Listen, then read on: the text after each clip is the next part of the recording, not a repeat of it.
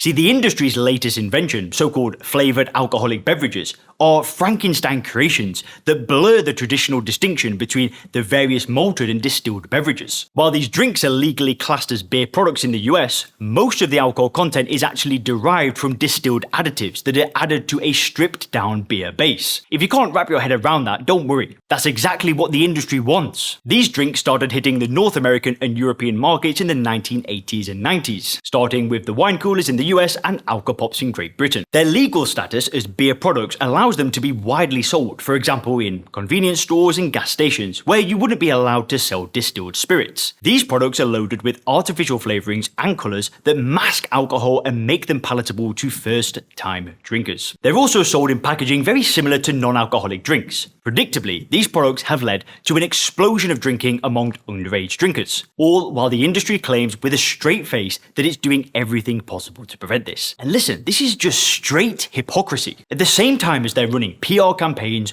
warning the public about underage drinking, they've developed an entire class of products that look like soda pop, taste like soda pop, they're priced like soda pop, and they're often sold in the exact same places as soda, on the same shelves. Sadly, this campaign to hook underage drinkers has been widely successful. For example, recent research out of George Mason University found that nearly 50% of all calls to US poison control centers involve underage drinkers being poisoned from these kinds of drinks. The average age at which Americans have their first drink dropped from 17.6 in the 1960s to 15.9 by the end of the century. Around 40% of 17 and 18-year-olds report having drank in the last month, even though the legal drinking age is 21. Again, none of this is an accident, but the result of a well-calculated and ultimately wildly successful campaign on the part of the alcohol industry.